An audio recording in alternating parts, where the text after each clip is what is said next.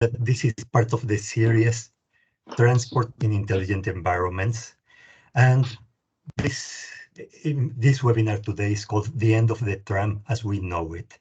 This title was chosen by Steve Potter, our professor in transport strategy, who is with us today. I hope we'll join the conversation, because one of his concerns is that transport today seems to use the same operating systems that were used back in the time when we had horses and carriages or horse-drawn trolleys. And we have the technology has improved considerably, but in a way, the operating system, the practices, the way we deploy these technologies, it tends to be pretty much the same, whether there are horses or advanced zero carbon emission engines. But I think it is fair to say that today, working in intelligent environments, and going back to the book, which is the reason for this series, we are now changing the way we do things, not just the technology, but the practices, the urban environments, the way we do things, the context where we do things. And this series is following on the conversations of the book. It was a pity to have these conversations just between one author and another, as we think of the third edition of this book. We are now trying to include more people in these conversations. So here you are. Thank you for joining us.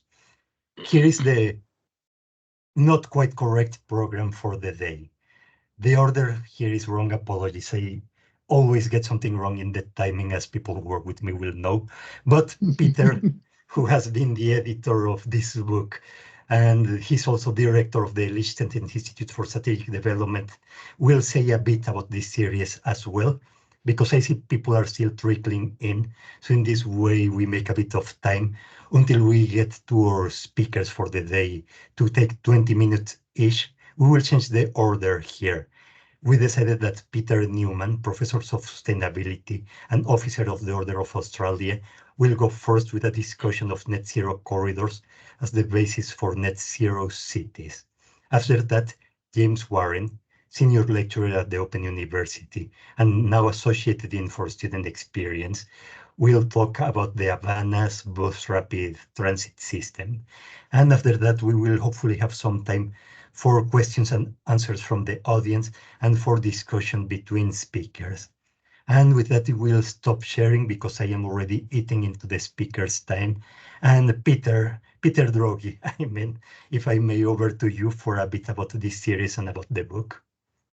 Well, thank you very much. This is wonderful to have now 3 webinars in our series and our collaboration on the intelligent transport.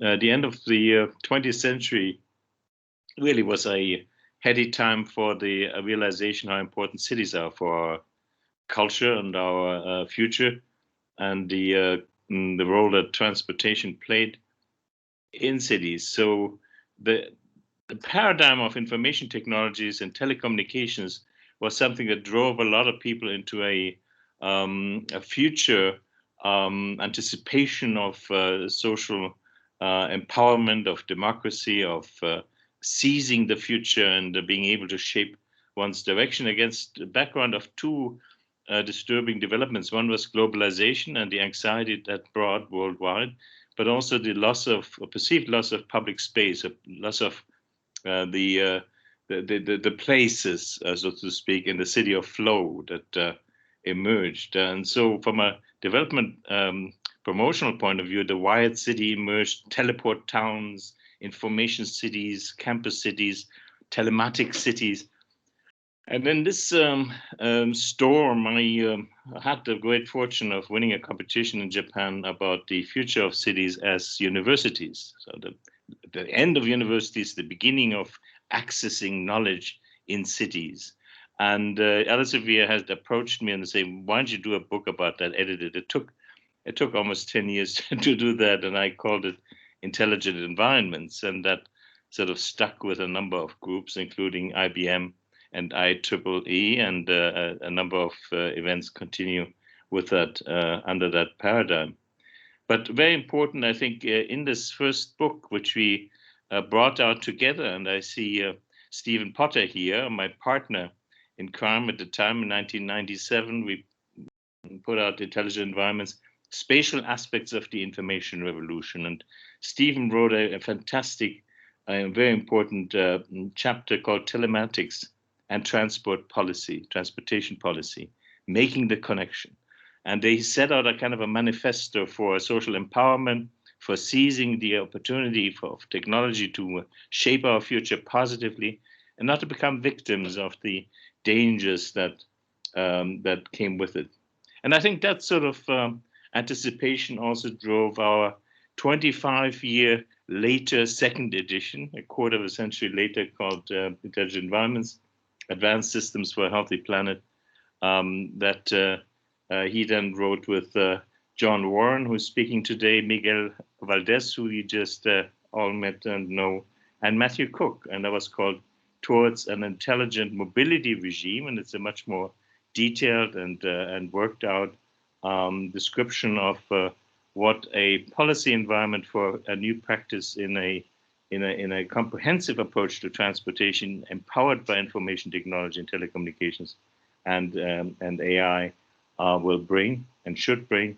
And he celebrated ART and other new public transport systems as being in tune, if you will, with the socio-technic regime, as he called it, or requirements of our society today, fitting into what our tool set is required for the future infrastructure of our societies.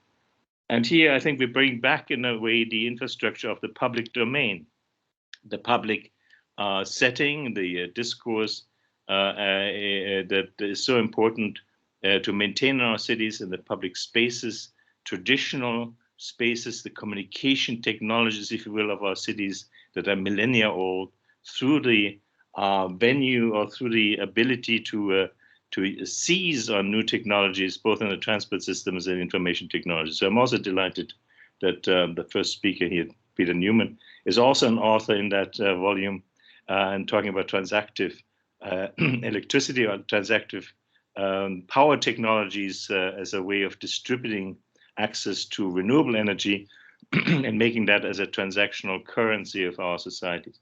So thank you very much. I'm absolutely thrilled about this event. I look forward to our collaboration into the future. Thank you so much, Peter, for this introduction. And then now, if I may ask our next speaker, Peter, I think you have slides. If you can share your screen, that would be great. Okay. Perfect. There they are. There they are. I need to just put it on full screen. And there we go. Yeah, so thank you for the introduction. And Peter, it was a delight to work with you on your book. And that was a power-oriented thing, but this is a transport-oriented thing with the same message that I believe that Steve Potter was suggesting. You cannot hear. Yeah, oh no, there's something in the background. Yeah. No, it's not my microphone. Can everyone else hear me? Yeah, I think I muted that person. I can, now yeah. we hear you all right. Sorry, someone forgot Is to that mute the Melissa? I microphone. can hear. Right. What Steve was saying about the need to change our operational systems in transport, just as important as changing the operational systems in our power system, that we have a transition we're going through. And I feel that the trackless trams are going to help us with that. So the AO was mentioned there. I don't often get that mentioned, the Order of Australia. That was awarded to me because I helped run a campaign here, which I ran in 1979 to save the train in our city, which had been closed down. And everybody said, oh, no, trains are on their way out. But we won. And ever since, we've been building new train lines, and it's been part of my growth as an academic to develop the rationale for that. So I'm a train-oriented man, but I'm not a train spotter. I like what they do to cities and how they can overcome automobile dependence. And the books that I've done, the kind of work that people know me for is about what it does for cities. So in my own city, we've developed 7 new rail lines in recent times, and that's been an important part of the work that I've been committed to. So there is a sense that rail is very important, but I have moved on, and in particular, I did this through the IPCC, where I worked for the last 15 years. In the last 5 years, I was in charge of transport for the mitigation report, and this was launched in 2022, and it was remarkably full of good news, and although not many people picked it up, but the extraordinary, if you look at those dark lines at the top, the bluish lines, all dramatic drops in cost for photovoltaics, onshore, offshore wind, concentrated solar power, batteries and electric vehicles. And the uptake, the dramatic exponential increase which we're living through. But the central point I want to make is that this only works if you integrate it with smart technologies. And it's that integration that's the core of what I'm on about and still working for.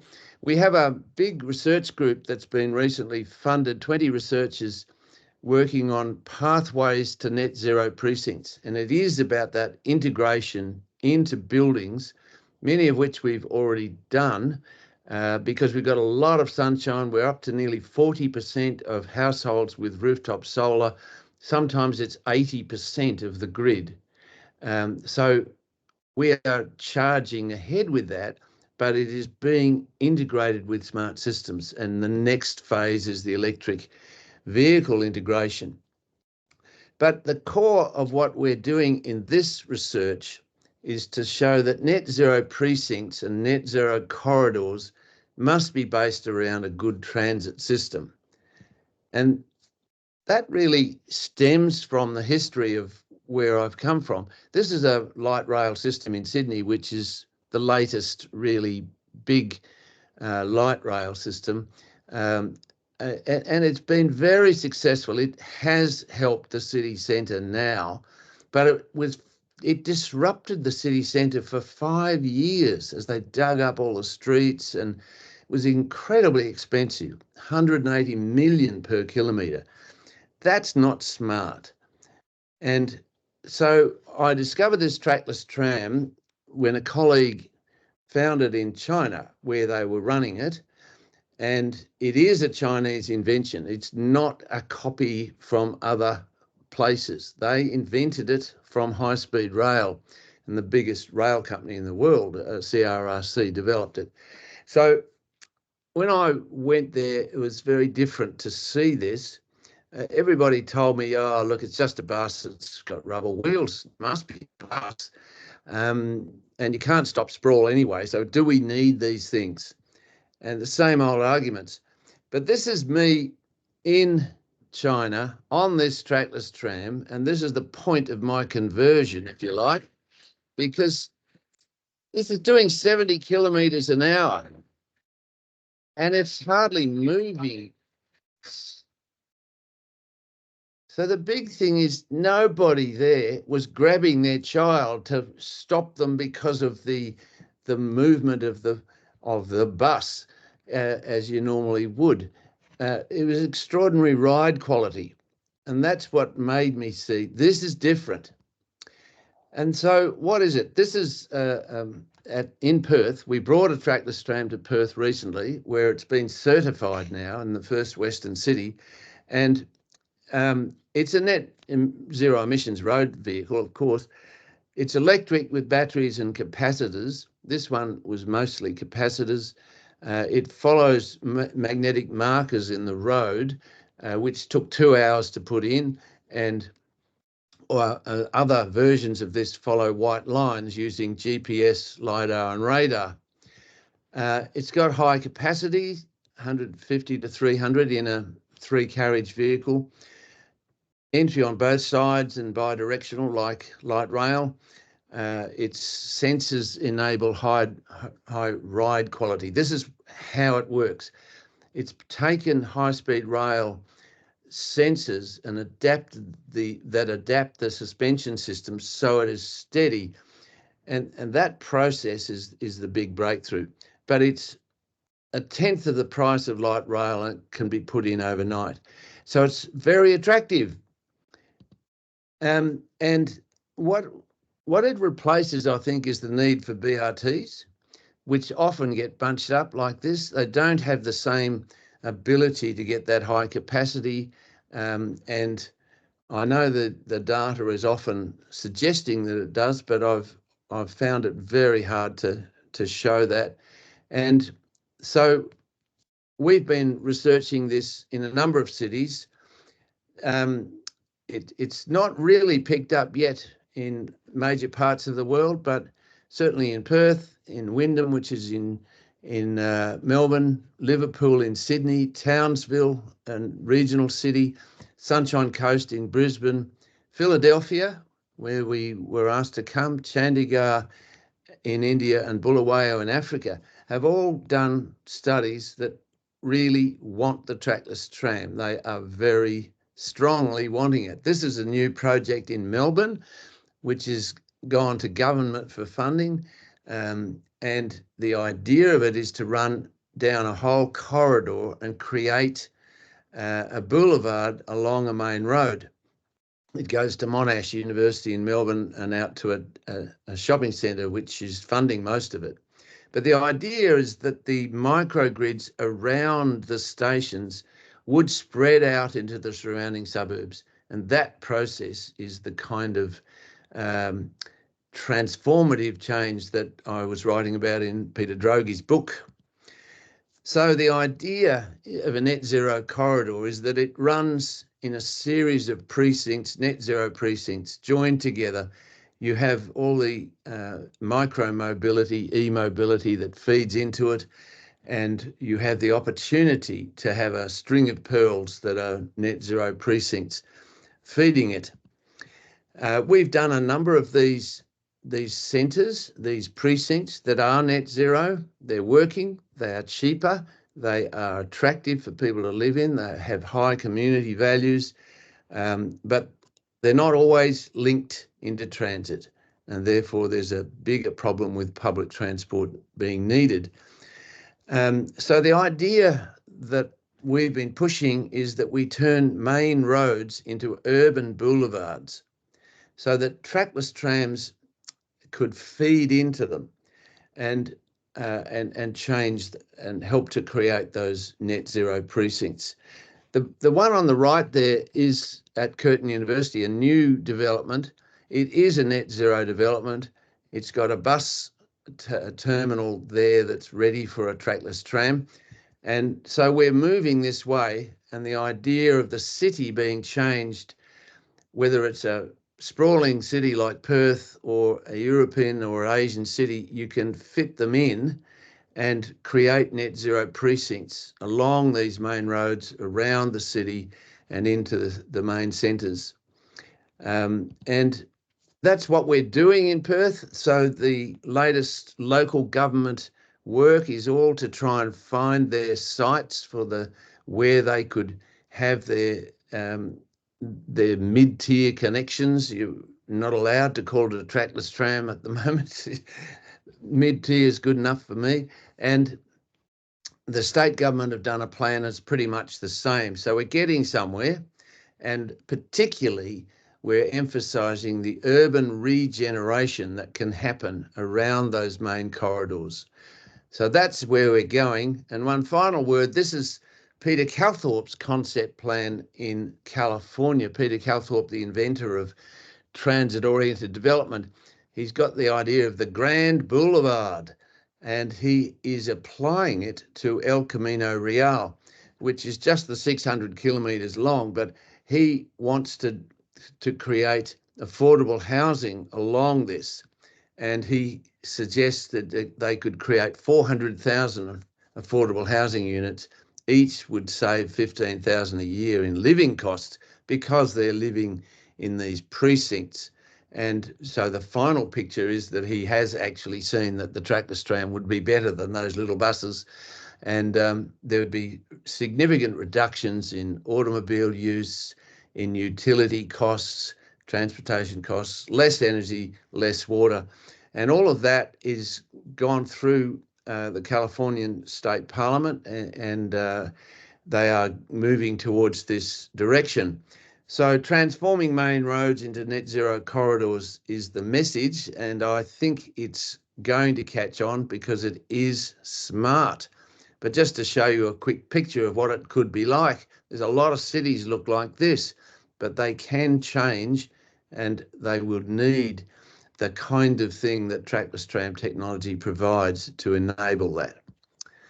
Thank you very much. Are we asking question now or just at the end? Yes, thank you so much, Peter. That was indeed very, very interesting, very inspiring, rather. It gives us hope for the future because we keep hearing all this gloom and doom. Is this catastrophe that cannot be averted? And this is hope not just for the better climate, but also for better living, for a better way of living in our environment. So thank you so much. And Mauricio, indeed, we have 5 minutes for taking some quick questions, if that's okay with you, Peter. And then we move on to the next presentation. Mauricio, I think you have some in the chat. Yeah, some in the chat. So first of all, what are the safety constraints of trackless tram compared to the one with trucks? Sure. Yeah. Look, I think it can fit into many main roads that have bus lanes. That in that way, at peak times, it can get its way through. At normal times, there's going to be space, and the big issue is how you get it into the station precincts, which have to be very walkable, very safe. And that is 100 metres either side of those stations. So what we're doing is talking to the developers who really want to make a very walkable entrance and exit from their station precincts. So the idea is that they would do that and take that part of the road and make it completely safe just for the trackless tram to come into and out, and you would have all the feed in then of the walkable town around it without the problems of road safety, without having to cross a road to get to the tram and all that. That's my preferred model at the moment, and I think it's likely to save a lot of money to start with. Some of them are suggesting you need a whole new road lane entirely devoted to that. That's more of the freeway kind of model that I don't think it's very smart. It's certainly not going to cost a lot of money, a lot of reclaimed land and all of that, and you've got just the same problems as before. So I think a smart way is to do that integration of a fast lane through a bus lane option and a slow lane where you have walkability and it's built into the station precinct. Cool. And the second question, specifically for Monash, are you aware of, do you know the price per kilometer of the trackless system? And I assume that's against, compared to the truck system. Yeah, look, we've been talking 5 to 8 million per kilometre. They are going at this stage for a completely new road lane to be put in, and I think they need to rethink that because that's getting up to the 30 million per kilometre area, and it's becoming quite expensive. And in Melbourne, they're nearly bankrupt. We could do it in Perth, but not there at the moment. So I think it's important to get those economics right. Cool. And there's a comment in the chat that quite rightly said it would be much safer for cyclists to have a trackless one, because going on the trucks with a bicycle is not very fun. Yes, we have had that input, and I think there are many advantages for it. And we had 1,000 people riding our trackless tram in one day just in a small area, and there was just universal agreement. This is the next technology. This is it. Cool. Thank you. And I think we have one final question. I think we have time for it. Do you see this as long-term replacement for conventional metro systems, rail systems, owing to their speed and connectivity? Or maybe they exist together as part of a portfolio, horses for courses, so to speak? Well, I think we can already see that being answered in China. They've built their high-speed rail system. Nobody's going to replace that with a trackless tram. They've already built their metro systems, incredibly successful. What they haven't done is build light rail because they couldn't fit it into their cities. That's why they created this trackless tram option. So there's now somewhere between 3 and 10, I can never quite get it right. I've been to 3 cities with them, and there's supposedly 10 cities still trialing them. And the idea of them is that it is a connector across the corridors. So it is a mid-tier transit. It's not a bus, it's not a train, it's certainly not high-speed rail. So I think we are going to have very smart high-speed rail continuing. They are fully integrated with smart systems. The train systems are going to get more and more smart, and certainly the next tier down can also be smart, and that integration is going to transform our cities. Thank you, because ultimately that's what we are looking for, to transform the cities in a way that will make sense, that is integrated, that will not be a Frankenstein of different bits of innovation. And here I see there is a master plan. Well, not a master plan, sorry, I don't like the sound of that. There is a coherent approach that will work in so many different dimensions. So thank you so much for that, Peter. Please stay with us so we can have a further discussion at the end. And now it's over to you, James, if you are ready. If you can take 15, 20 minutes, that will leave us time for discussion at the end.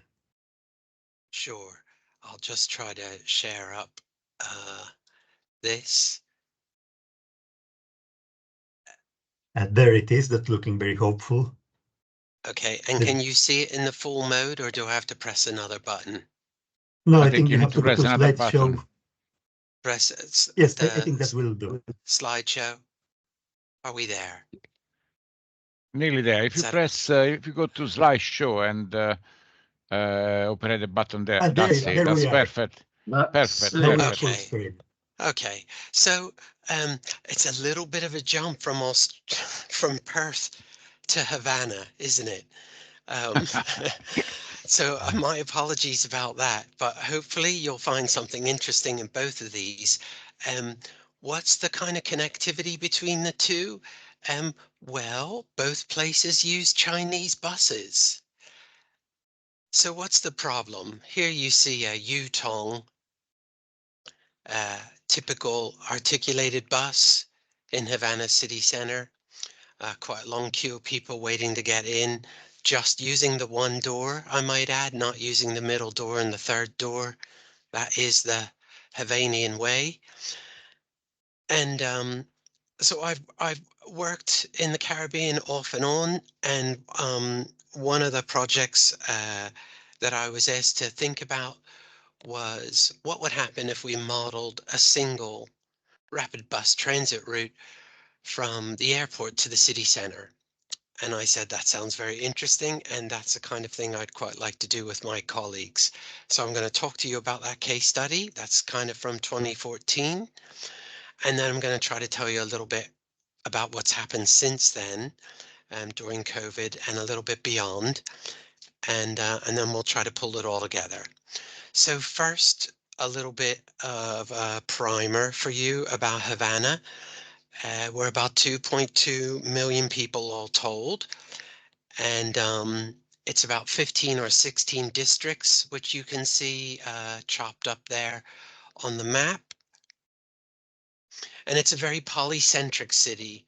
What I mean by that is a lot of trips are from one part of the city to another part.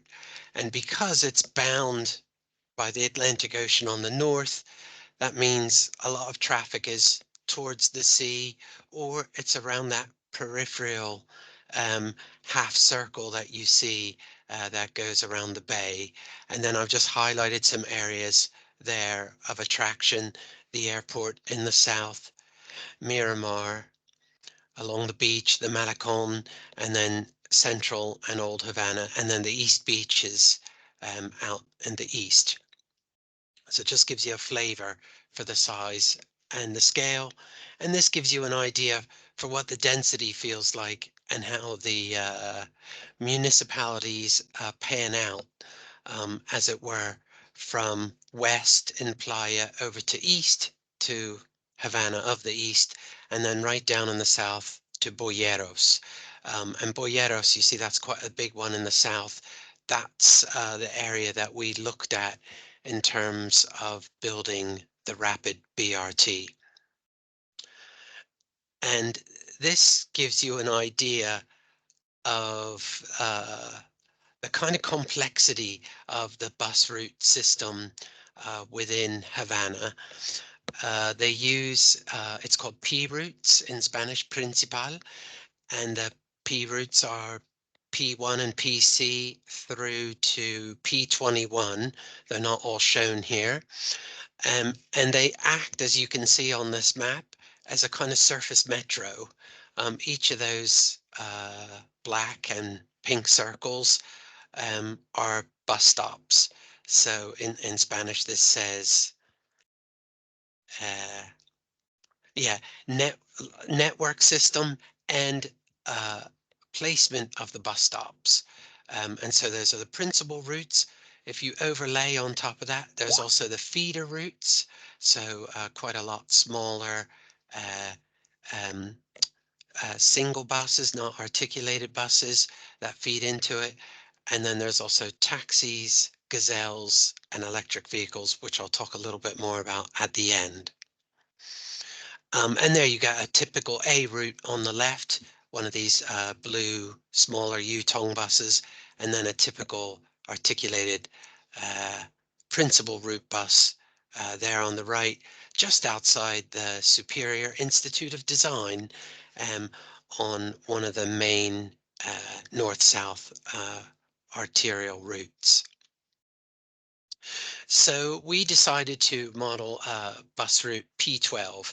P12 runs from Boyeros, Santiago de la Vegas, right down in the south, right up to the city center, where the main bus terminal is and the main rail station. And in fact, we modeled slightly bigger than P12, what I call P12 plus. We modeled it going under the bay through the tunnel and all the way across to the last stop at a place called Alamar.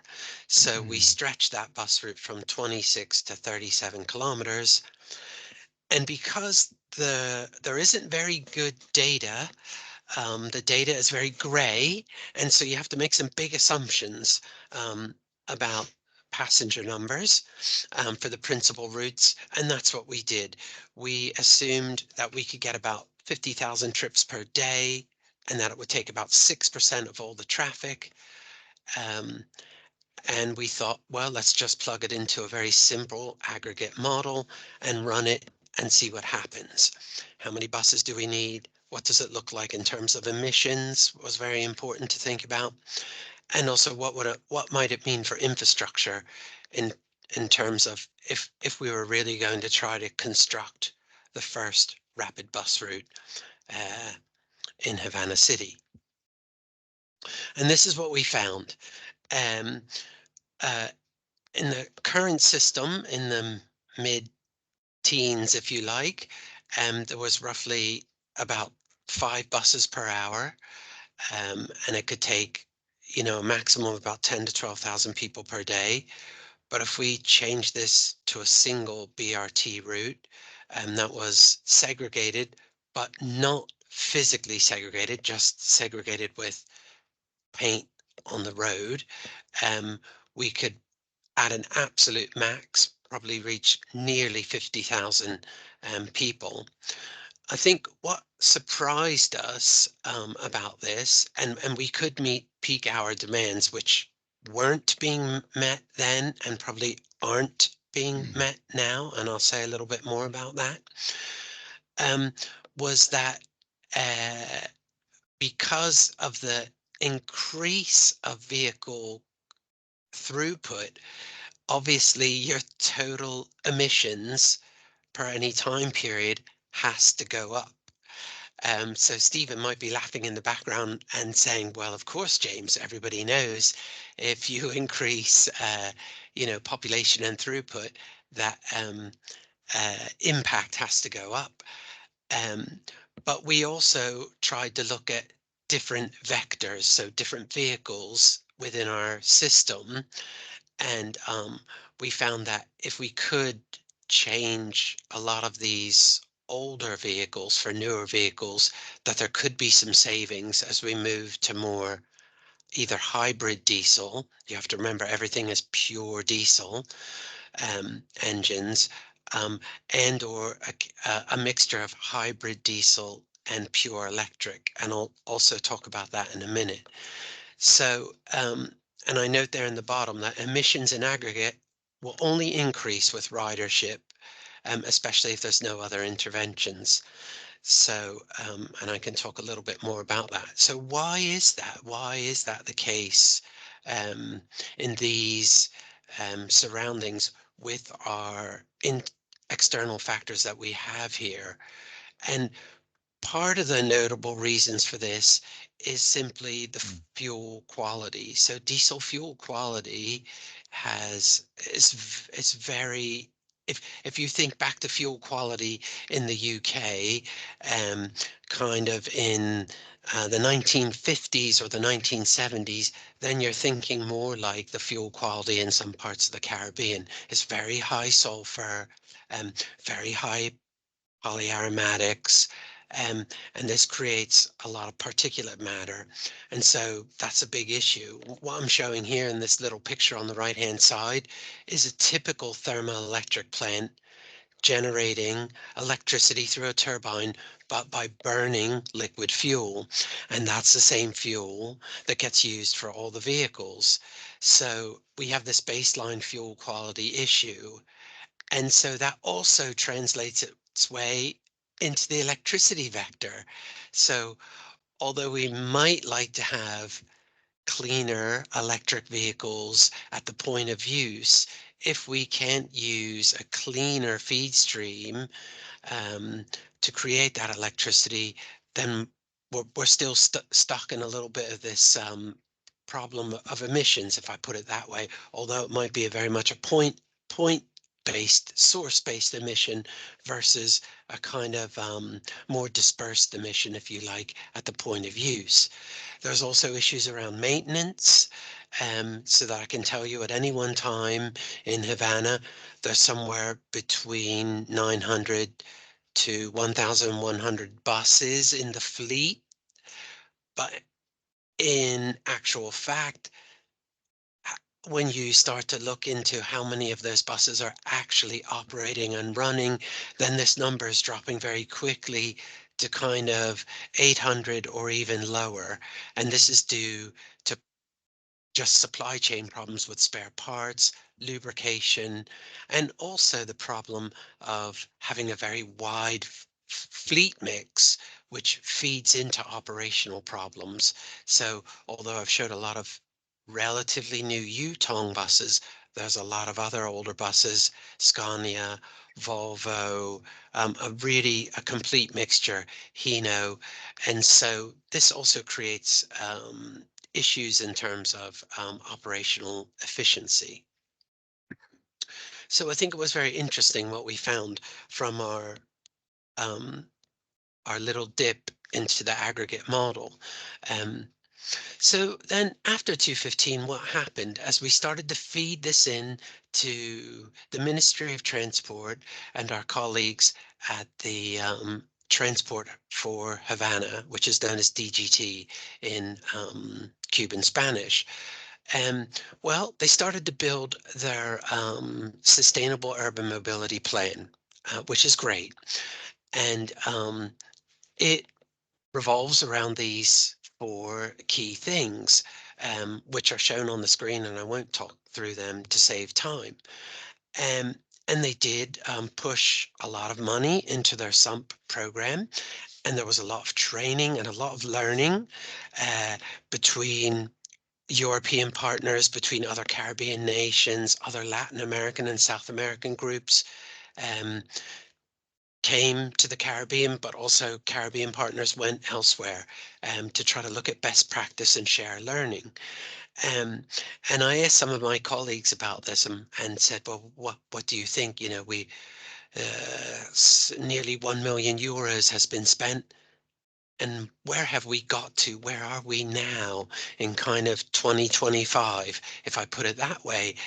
And a lot of them were a little bit not scathing, but quite tough, saying, although there was a SUMP in place, many of these priorities and targets that they had in their mind were already present before SUMP, but that the SUMP didn't really progress far enough to achieve a kind of snowball effect that had pushed it really further. The original program set out to spend nearly $980 million and raise that amount of money. So start with the small amount in the SUMP and then grow that to a very large public transport system through various investment schemes. But that clearly hasn't happened yet. However, there have been some bright sparks, which I hope chime in with Peter's talk a little bit, and that maybe bring things more up to date. And these bright sparks, these changes, have been very small and incremental. So I've written there everything electric. And that's really happened in a slow and subtle way. So the first thing we saw about 4 years ago was the emergence of electric scooters and electric bicycles. And so they became more and more common. And now they're being assembled locally. And that's quite interesting. And some of these are still lead acid batteries and others are lithium hydride. So there's an interesting mix going on there with appropriate technology. And that's also penetrated at higher levels. So we've seen these at the bottom, that's a Raleigh, and that's a kind of anywhere from 3 to 6 seater. And we've seen that fitting in quite well for the rather short distances that are out there. And then on top of the principal route and the feeder route, the A buses, they've introduced what I would call mini buses or micro buses, but in Spanish are called gazelas because the Russian company that makes that yellow van, the mark is called Gazelle. And so it's been, the slang form is Gazella. And so these smaller buses that seat somewhere from 9 to 13 people have really changed the shape of routes and the connectivity from place to place, and have made people that have lived in Havana for a long time really rethink about where they go and what they do, almost in the same way that perhaps some of these new modes like mid-tier or trackless trams kind of step in and bridge other modes. And so that's been very interesting as well to see what happens there.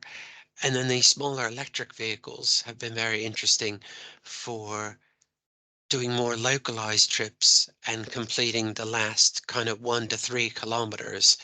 And so that's where things are at the moment.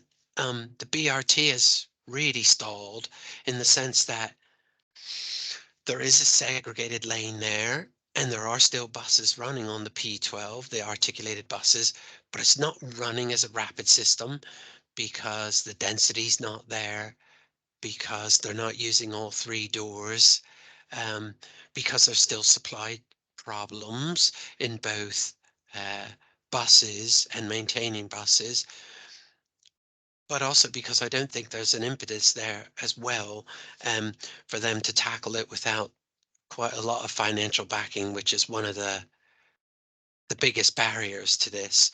I would say the other thing that we found when we did the aggregate modeling was we found that if we just built that one route running from south to north and then back down again, we started to find, as we modeled it from the medium number to a larger and larger number, that the catchment area for that kind of corridor, that P12 corridor, grew and grew and grew.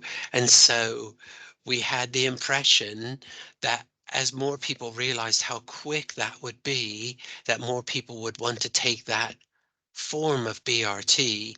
And one of our suggestions to the city council and to the city transport team was that if they go down this road, that they really need to think quite carefully about how they switch it on, so that they have a kind of staged approach, or that they switch 1 or 2 lines on at a time, or maybe switch one BRT on, but only have it, running partial route, and then ensure that it's not competing with others or working with others. And so lastly, I just want to thank my colleagues that have helped me with this. A great team at UCL. Of course, my Cuban colleagues at the City University, Jose Antonio Echeverria, Kuhai, and also those that work at Transport for Havana, DGT, Rainier and Lupe. And I'd like to pass it back to Miguel and Maurizio, or open it up to questions. Thank you. Thank you so much for this Thank you. presentation. It gave me a sense of solidarity with places with cash-strapped nations, with other places that are not in the same circumstances where we are. We all share the same atmosphere, so we cannot think that all these problems are their problems. They are ours too. But you also give us a sense of hope, of electrification, of gradual change, of knowing what will work and what will not work. So thank you so much for this. We have approximately 12 minutes before the end of the webinar. Let's take two for one question I see in the chat. The question is, is a completely electrified system would be better in terms of emissions? And to that I would add, would it be possible to achieve? I assume that this embargo, these blockades also impose a limit on how rapidly you can electrify. So can I leave you with that question, James? Of course you can. So there already are pure electric buses, Yutong buses running in Havana city center. So I think if you take the A47 from the city center, you'll be on the electric route, and it's probably been running 2 or 3 years now. And for sure, the efficiency is better. It shouldn't be a surprise. Better braking, better regeneration, better ride quality, just better efficiency by about 1/3. But again, you still have the issues of the point source emissions. So that electricity is still created by burning relatively unclean fossil fuel. So there's a gain. And what else is a downside about this? The other, I guess, potential downside, there's two maybe, if I put it this way, for a place that's very diesel dependent, and maybe could I also say kind of ultra reliant on diesel fuel and fossil fuel, is that that the charging of the system is then gets into the operation. So that's a little bit of an issue. And also the higher cost of the electric vehicle in terms of a capital cost. So this might not make a difference to other places, but in terms of capital outlay, it makes a big difference here. I think Perfect. to some Thank you. extent, Steve also had given an answer to the question, calling for reality check, if I'm not wrong. Indeed, but that has been received. Peter Newman, if Yeah. I may now invite to open the discussion in general, if may ask you to do the honors and get the conversation started. Yeah, thanks. I was going to add to what James said, the successful bit about the electric scooter and electric three-wheeler. Those are taking off in China and India so rapidly that now 40% of the world's two-wheelers and three-wheelers are electric, far ahead of what was predicted. So they are very easy to fit out with electricity, and they are saving a lot of greenhouse gases, because even if you are producing, really bad quality electricity, it still is significantly better. But in most places, though in China and India, certainly, China's now far and away the biggest provider of renewables, nearly 60% of the world's renewables in China.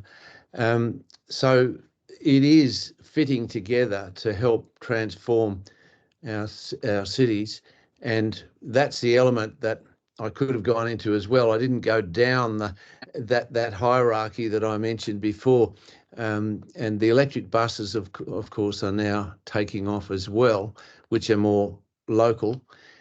So we are building up, and in Bulawayo, the study we did on the trackless tram there was with a developer who wanted to build a transit mall, and the reason he couldn't build that was because the power quality was so bad. So he wanted to build a solar-based system there, and to fit the trackless tram into the running of that. So he would build the trackless tram system as part of this transit mall, where all the other buses and so on would come in, because there was no proper bus station even. And that whole process was quite effective commercially. They are looking for a bit of help, government or UN type money, but it was significantly cheaper than any other option of creating both a better power system and a better transport system.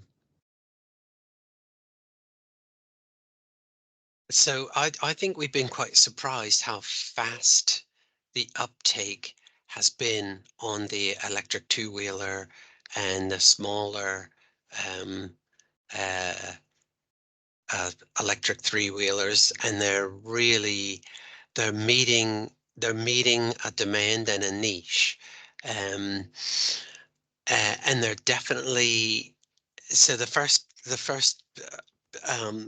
users that have bought them are people that can import them through strange corridors such as Panama and Mexico.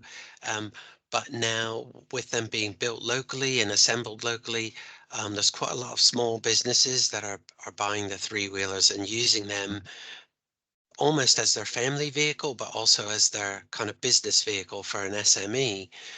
And so that's quite interesting in itself. One little downside for this is that whether the network can cope with all the peak charging. So there are still a few brownouts and power cuts, so that the system does get stressed at time, especially when it's really hot. And so what does that mean? In a couple cases, that's resulted in some pretty bad fires where battery recharging isn't being done under the optimum conditions. So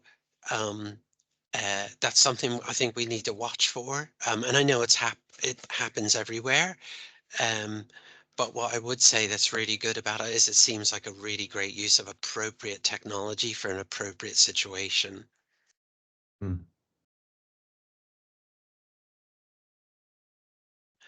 Mauricio, I see that you have your hand up. Yeah, my point was only, if you look at it from the shape of the transition itself, what emerges from this chart is that some countries are able to leapfrog other countries because they got an infrastructure which is already suitable. For example, because in China and possibly in Havana as well, they already got rickshaws, that's the way I think they call it, so three-wheelers and so on and so forth.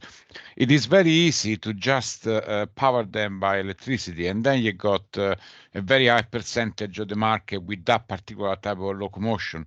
Whereby if you look at Western countries like the UK or Germany, then you got many cars, and therefore you got to transition people between cars and three-wheelers that possibly they may not be interested on.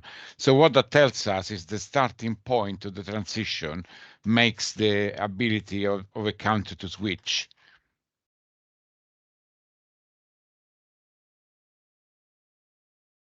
Yeah, we called the Bulawayo study the leapfrog technology, and that is in fact, I think, a good technical term, but it makes sense and is very hopeful again for how things can quickly jump into the transition in developing countries. If I think it's Sandra has said, if you could get the right regulations.